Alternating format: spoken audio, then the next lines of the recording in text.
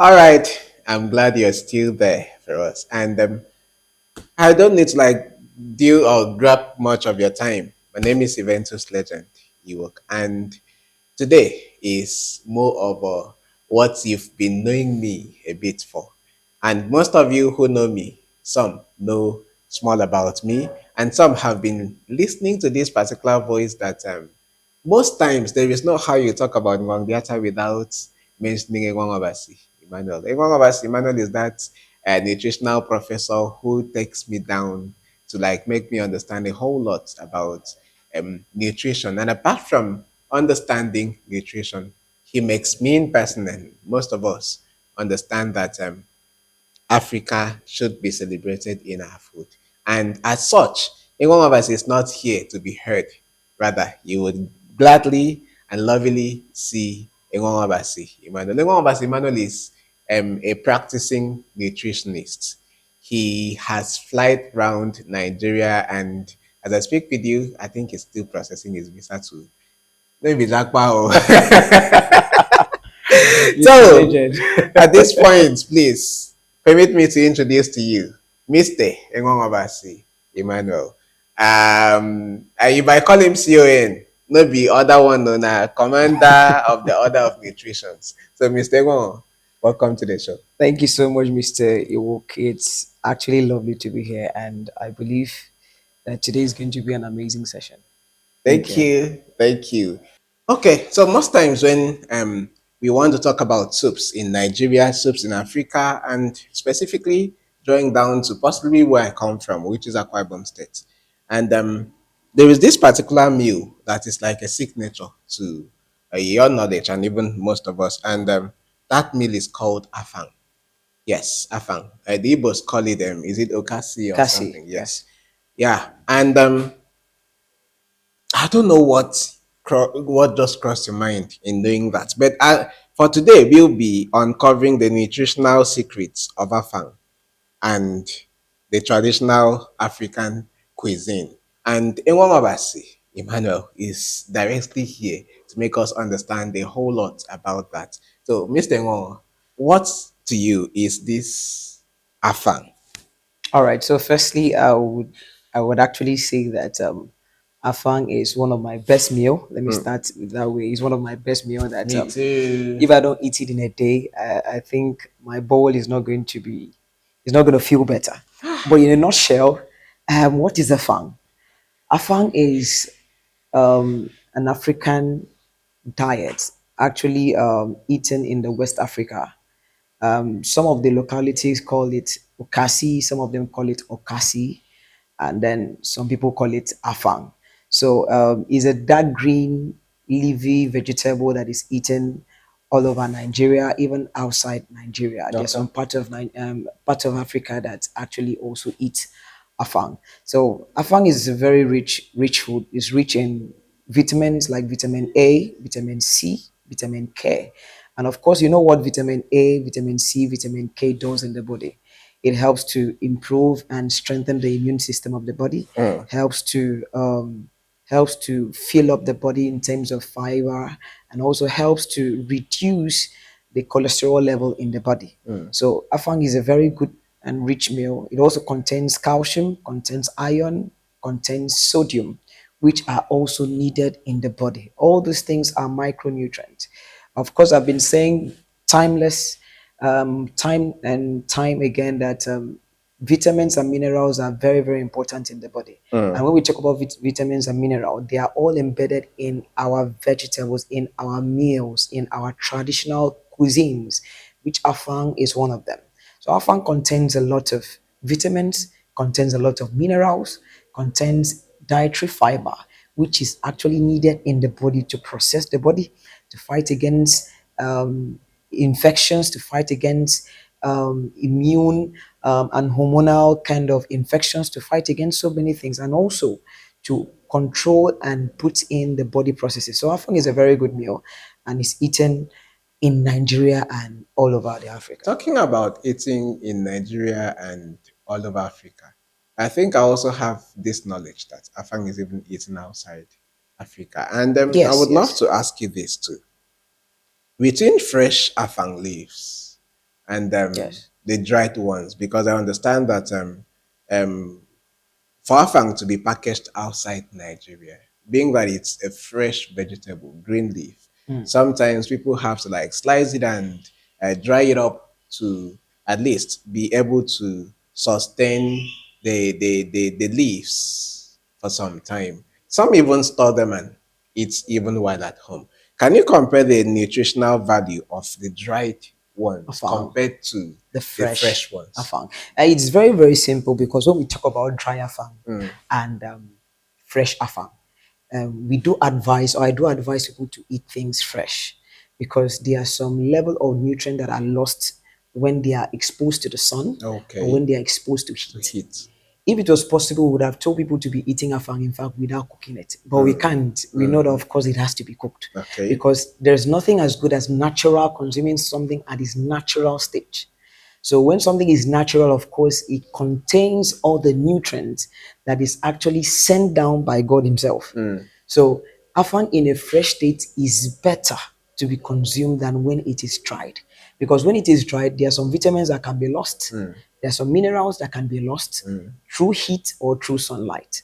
So I'm not saying that it's not actually proper to dry your afang. You can dry it, but it is advisable to eat afang when it is fresh. Of course, we know if they keep fry fresh food here and they say this one is actually a dry food or something that we exposed to. So of course, we always take the fresh ones. So the fresh ones one contains all the nutrients, Okay. nothing missing And fresh nutrients. and fresh nutrient. And also, two, the taste and the quality of a fresh afang cannot be compared to that of the dry afang because the fresh afang is always going to be qualitative. Of course, when you see the face, the appearance of the fresh afang, you will actually want to, in fact, to be appetizing to you. But when you see the dry afang that is cooked, it might not, in a way, if it is not actually well cooked and well nourished with different proteins, different meat, and different stock, you might not like it.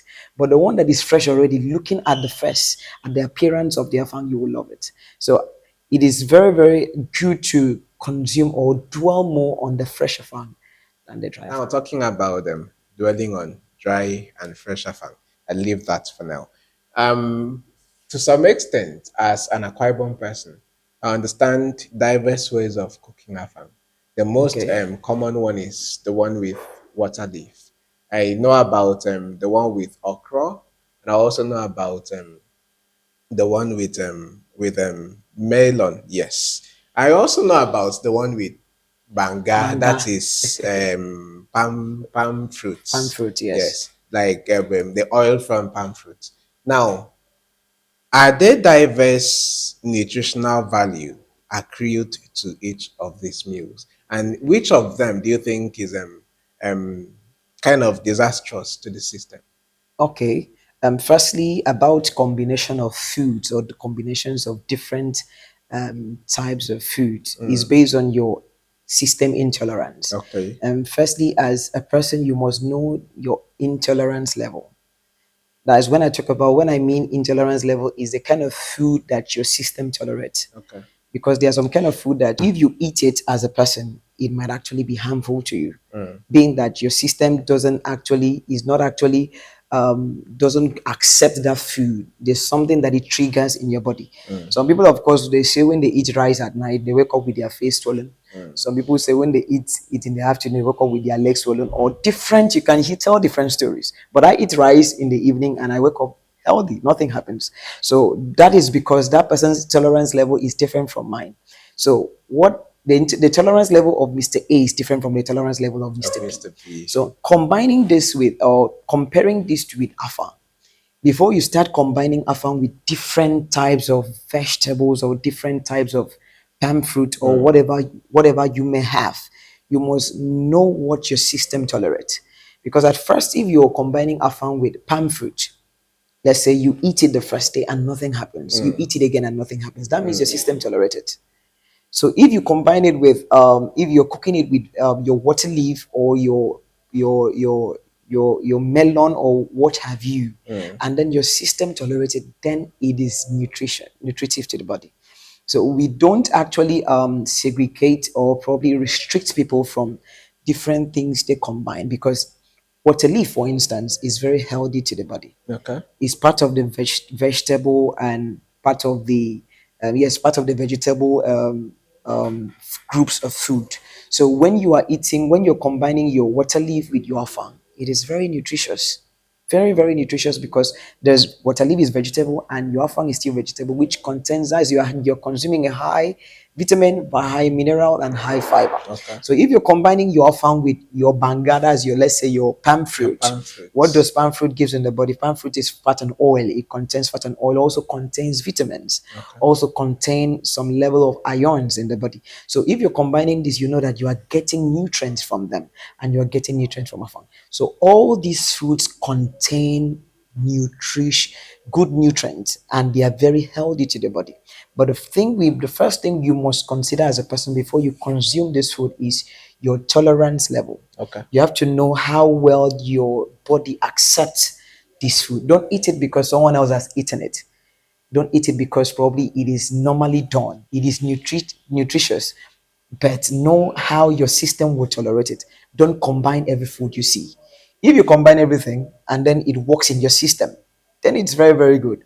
But if you know some certain food that if you eat is going to affect your system or mar your system, you can probably stop consuming it, or you can probably combine something different. So it's actually okay to combine these foods, and no, there is the only implications to this, the only risk factors to this is when you don't know your tolerance level, it may Okay. affect your system. Okay. Yes. Now, before we move into another thing, I think afang is one soup that is eaten with other solid um, like carbohydrates. So Okay. what are those particular ones? I know at least I enjoy it with Gary and Very bar. Fufu Yes. as an African that I am. Then are there other ones who go very well with it? And aside that, if they are, yes, mention them. And if there are some that are disastrous too, in Yeah. that perfect combination, just also do well to let us understand about the problems, the challenges that are inherent in those things. Afang, just like we've said, we are talking about Afang. It's not also good for us to just talk about Afang and leave the other part of the food. Just like you've mentioned, fufu, rice, gari, semovita, wheat, or what have you. You can even eat it with plantain. I see some other part of the country doing it with stew. They use a fang to cook stew. I don't know if Wow. you've tested it before. I'm just imagining that now. But the day I tested it, it was out of this world. Depending on how you prepare it, there's how you prepare. You land yourself in the toilet, and there's how you prepare it, and you eat it and enjoy it. So it all depends on how you are combining it. Yeah. But to just say a few concerning that, you have to eat your farm with the right carbohydrate. We have rice, we have yam, we have potato, we have plantain, we have gari, we have fufu, we have wheat, we have semovita, we have lot of them. Anything Okay. that contains starch Yeah. can be consumed. Even in even we have amala. Yes. So you can combine those food depending on how well your system tolerates it. So if you combine your fang with rice, your rice is your carbohydrate. Your fang takes care of the micronutrients, your vitamins, minerals, and the dietary fiber. And of course, you are going to add your oil inside the afang, which makes up for fat and oil. And then your protein sources, which is inside the afang, like your periwinkle, your meat, your fish, your stockfish, your crayfish, and other things. Those are the protein content. So if you check all of them, you see that we have the seven classes of food: carbohydrate, protein, fat and oil, vitamins, minerals, water, and your dietary fiber all present in that food. So if you're combining it with rice, you know that you have everything that you need to eat it, depending on your preference. If you prefer to eat it with your rice, good. Prefer to eat with your yam, good. Prefer to eat it with your plantain, good.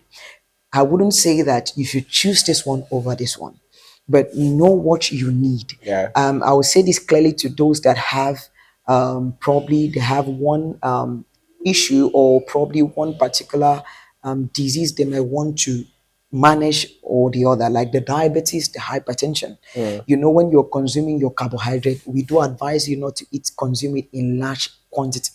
So instead of eating, I know how the food is going to be wonderful and you may want to consume more. So instead of eating more of the rice, eat more of the afang. Instead of eating more of the gari, eat It's more of the more. afang. So Okay. you can just eat maybe the gari so little, maybe a handful of the gari or handful of the eba, or probably a cup of rice, and then eat more. If you're not filled, eat more of the afang. That's a vegetable. Same with those that have the hypertensive and those that even have obesity or probably have more weight than normal. So it's good you consume more of the afang. It should not implicate your system. I think so far, the only thing that we have researched and we've actually seen, which has not been really proven yet in Mm. Afang, which is a risk factor, is that it contains more heat in the I was system. about asking that. Yes, Mm. so you can actually, if you know that when you consume Afang, it doesn't apply to everybody. I eat Afang. I've never felt heat in my system before. But there's some people that it happens to. So if you notice that probably when you eat a fang frequently or too much, your system is heated up or something, you can, Reacting to. yes, reacting to it, you can reduce the level that you eat it. Instead of eating a fang Monday, Tuesday, Wednesday to Friday or Mm, Saturday, mm. you can eat a fang Monday, you can eat a tama Tuesday, you can eat vegetable soup on Wednesday, and then just diversify it. And of Okay. course, you have all the nutrient that you need. I from my mother, I learned that most times if you have a larger quantity of water Okay, leaf okay, combined with afang, it helps to reduce that heat in okay, afang. How true beautiful. is that? I think just hearing it, though we've not actually researched on that before, but just hearing that is a simple illustration, because if you're reducing the level of the quantity of afang you're putting in the food, that means you're also reducing the quantity of heat that you will send to your system. So if you reduce or replace the quantity of afang you should put in the food with water leaf, of course, it can reduce the quantity of heat that you put in your system. Instead of putting too much of a fang, you add water leaf. Water leaf is not heat, is not hot. It doesn't cause any heat in the system. Instead, it actually applies with gives all the nutrients that are very essential in the body. So it's very, very okay if you replace part of the afang with the water leaf, of course. So I would say without a research that yes, it can work. All right, I know that you have learned a whole lot there about afang, and that's not all. We would now delve in straight to into understanding more about a typical traditional African cuisine. And why we have to do this is that, Mr. Ngo, you would agree with me that foreign food has gradually swept off typical African delicacies. Delicacies, Now, yes. they maybe I should mention generation like the Gen Z and some others. Apart Mm. from even the Gen Z, I think the generation after the Gen Zs, I have neighbors whose children go to school with shawarma in their school Wow. bags. I have neighbors, Hamburgers I and all of have that. hamburgers and all Who that. Visit their children with cartons of pizzas and all others. And sometimes, if you do not do this, they would cry the whole hell out. And to some extent, sometimes when you try to introduce African delicacies to them, they have complete no knowledge of this. So, what do you think could lead to this decay in African traditional cuisines or cuisines? yes. Yes. All right. Concerning that, I think the times are transforming. You Okay. can see the things that our forefathers used to do, we are no more doing them. Let me just take us back down the memory lane. In, let's say, during the times of our forefathers or our fathers, to say, they used to feed on herbs, feed on vegetables. We didn't have all these, the eateries we are having now. We didn't have all these fascinated or um, confectionaries that we are having now. This baked food or junk food that we are having, the food that are processed in on machines, added with other additives and all of that, which are not to an extent really nutritive to the system. Those days our fathers fed on vegetables, Fresh fresh vegetables. vegetables. You're hungry, you just get into the farm, get into the bush, pluck vegetables, put it on fire, however you want to make it, you feed on them. That is what they were feeding on. And you see their lifespan. They lived longer than even this our generation. So you can see that there is a serious demarcation, there's a serious gap in the feeding level between the old and now. Okay. Because those days they took out time. Their foods were pure natural foods, directly from the source. They were not cooked too much. But today we are having processed foods. You will take afang. In fact, right now you will see there are various ways of preserving afang. There are various ways of preserving different things. Even the cake we are eating now, and those things that we normally add to the foods to process the food are the ones that are deteriorating our system. So the issues that we are facing now is that we are no more practicing the foods or the eating habits our forefathers used to practice. So now imagine if a child wants to go to school and probably you cook, for instance, in the afternoon you cook afang soup or you cook atama soup, put it inside the this thing. When you go, let me say a child that can eat afang, that can eat atama of 7 years, put it inside probably a lunch box or a lunch bag, give it to him or her. When you go to school, eat it. He or she is going to feel embarrassed or might not want to accept it. They will cry because they don't actually know the nutritive value of that food. Yeah. They don't understand that what they have been given is even more nutritious than Done. the hamburger and the shawarma they are eating. I do not despise shawarma. They are foods we are supposed to be eating once in a while, not Yeah. frequently. It's not supposed to Yes. be a staple food. Our staple foods are supposed to be rice, yam, supposed to be vegetables and other things. Those should be our staple foods. But in this generation, we are now making shawarma more stable. You're not making that if you don't eat a shawarma, you will see someone telling you that if he doesn't eat shawarma probably in 2 days, his body is not okay. So you can see what we are having. And that is what is actually making our health, nutritive health to go down. Hospital few days ago, and we are just going on ward rounds, and I was seeing different disease conditions. And from medical history, you will see the things that we're consuming: junk foods, hamburgers, pizzas, and all of that. Those are the things that if you don't control them, it's not as if they are wrong to be consumed, but it must be consumed in a controlled level. If you're eating them too much, they can mar, they can destroy your system. But the look or the foods that our forefathers used to consume, which are the foods that were sent naturally from God, those are the foods that you don't need to add anything. You eat them fresh. Like the vegetables, like the rice, like the staple food, the starch food, those are good for the system. But those ones that you have to prepare, processed, it has to pass through processions, through machines and all of that. They actually bring adverse effects to our system. So that is the gaps that we are having. So the solution would be if we can go back to our traditional cuisines that are natural. They will be natural to our system, they will be good to our system. If our generations or if the generations of now can return to the former way we used to eat, that is dealing more on the natural food, Okay. the unprocessed food, that is what is going to be that is what is going to actually help our system to be healthy. Okay. Talking about our health. I think just like if mentioned in my research, I think I bumped into people who said no, I want to eat like the white, I want to eat like this, I want to eat like that. And to some extent, you talked about more of vegetables and with the vegetables trying to like neutralize and balance the whole system. Yes. Now it crosses my mind most times when I see people sit down to finish a whole carton or two Wow. of pizza. It crosses my mind when I see people sit to eat this largest size of shawarma all alone.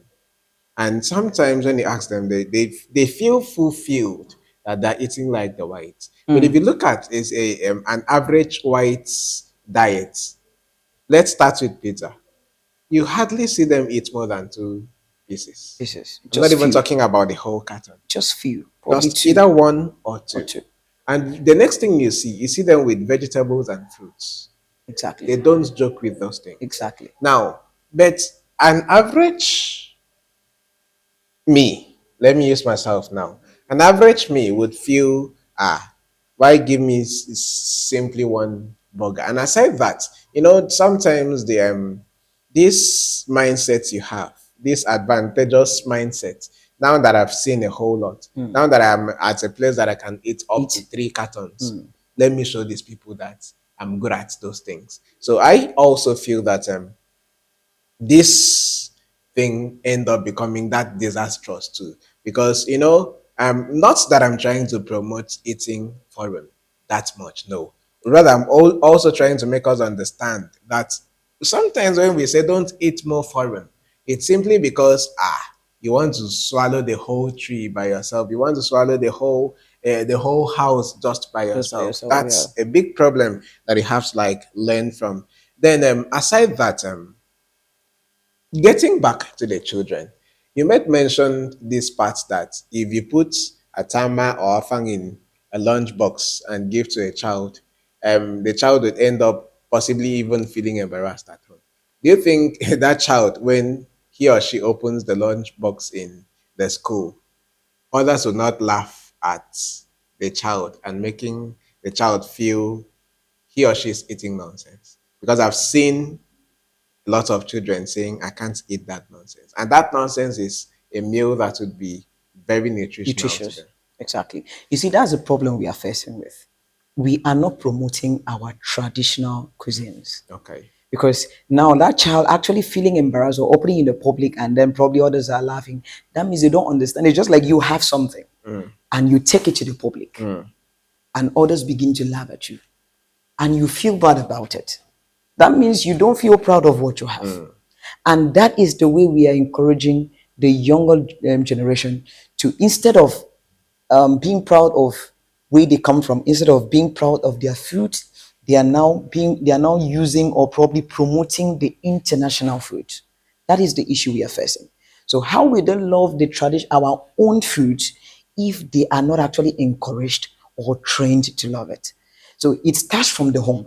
If a parent cannot actually train his or her child to love the traditional prepared food, which are actually nutritious to the body, then they will never love it. If they don't eat it and actually appreciate the nutrients, the delicious, the how nutritious it is, then they will never love it even in the future. And that is what we give to them when they grow up. There is nobody there's nobody that they will actually encourage to eat that food. So they cannot promote it. So an average child, or let's say that kind of a child, that child travels out of the country now. Tell me how he or she is going to speak about this food. But we have people that are doing well in abroad.